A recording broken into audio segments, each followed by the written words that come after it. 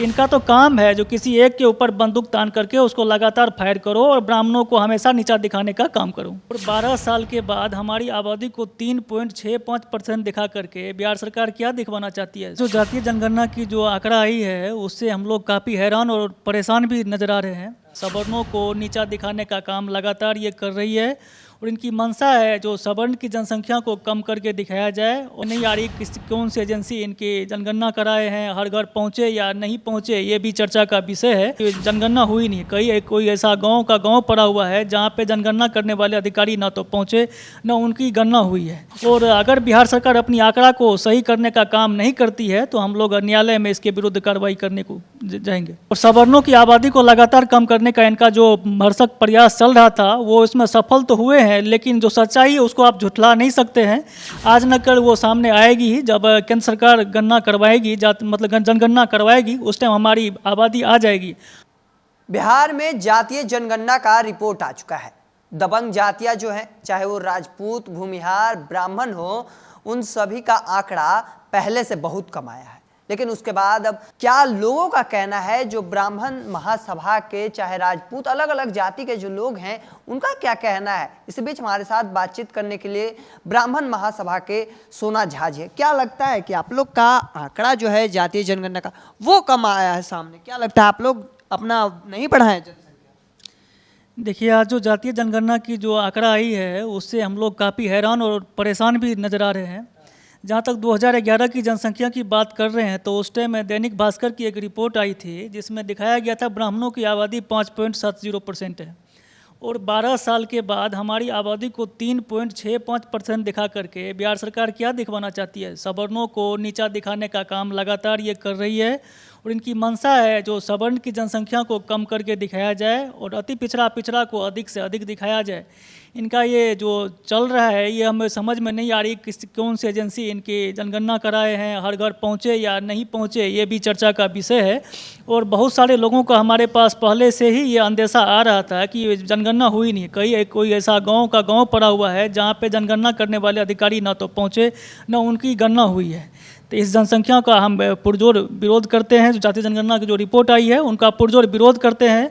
और अगर बिहार सरकार अपनी आंकड़ा को सही करने का काम नहीं करती है तो हम लोग न्यायालय में इसके विरुद्ध कार्रवाई करने को जाएंगे। क्या लगता है कि जब जातीय जनगणना चल रहा था, इतना मेहनत, 500 करोड़ रुपया खर्चा किया गया, आपके यहाँ लोग आए थे, अधिकारी आए कि नहीं? हमारे यहाँ तो अधिकारी आए थे। जातीय जनगणना जो चल रहा था ये एक सोची समझी इनकी राजनीति थी जो पिछड़ा और अति पिछड़ा लोगों की जातीय जनगणना करके उनको बढ़ा चढ़ा के दिखाने का काम किया। और सवर्णों की आबादी को लगातार कम करने का इनका जो भरसक प्रयास चल रहा था वो इसमें सफल तो हुए हैं, लेकिन जो सच्चाई है उसको आप झुठला नहीं सकते हैं। आज न कल वो सामने आएगी ही। जब केंद्र सरकार गणना करवाएगी, मतलब जनगणना करवाएगी, उस टाइम हमारी आबादी आ जाएगी।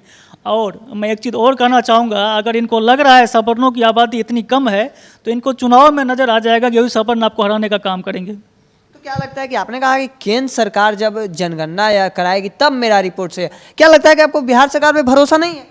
बिहार सरकार ने जिस प्रकार आंकड़ा जो जनगणना का पेश किया है, जातीय जनगणना का, वो संदेहास्पद है।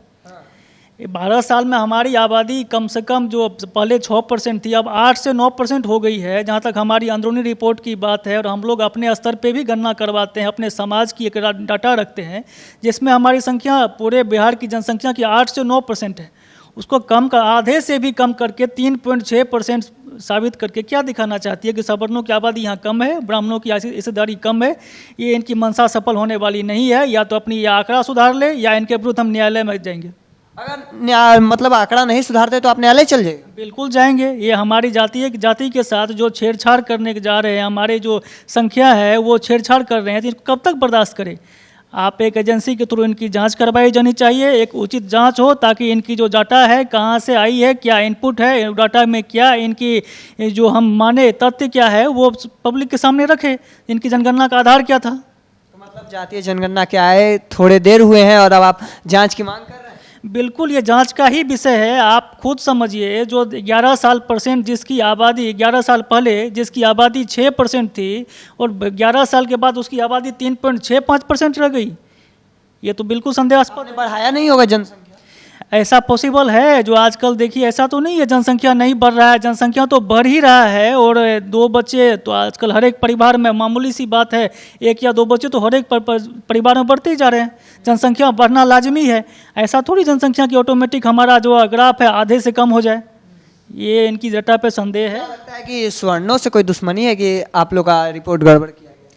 आप तो देख ही रहे हैं सवर्णों से क्या दुश्मनी है। इनके पार्टी के जो प्रवक्ता है खासकर वो ब्राह्मणों को काफ़ी टारगेट करने का काम करते हैं।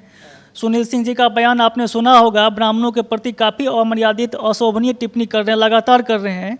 तो नीतीश कुमार जी उस पर चुप्पी साधे हुए हैं, कोई जस्टिफिकेशन दे नहीं रहे, क्लैरिफिकेशन नहीं दे रहे हैं। उनके प्रदेश अध्यक्ष महोदय, राष्ट्रीय अध्यक्ष महोदय चुप्पी साध के बैठे हुए हैं। तो इनका तो काम है जो किसी एक के ऊपर बंदूक तान करके उसको लगातार फायर करो और ब्राह्मणों को हमेशा नीचा दिखाने का काम करो। तो देखिए साफ कर दिए हैं, ब्राह्मण महासभा की ओर से साफ साफ कहा गया है कि जो रिपोर्ट आई है उसकी जांच होनी चाहिए एक एजेंसी की ओर से। वहीं इन्होंने साफ तौर पर यह आरोप लगाया है कि कहीं ना कहीं बिहार सरकार को स्वर्णों से कहीं दुश्मनी साफ नजर आ रही है। आखिर नहीं रहती तो आखिर ये भी कहते नजर आ रहे हैं कि जो स्वर्णों का रिपोर्ट है वो गलत सामने आया है जातीय जनगणना के दौरान जो रिपोर्ट पेश किया गया। बाकी इसको लेकर आपका क्या मानना है कमेंट सेक्शन में रखिएगा। ऐसे ही तमाम खबरों के लिए द इंडिया टॉप को देखते रहिए। धन्यवाद।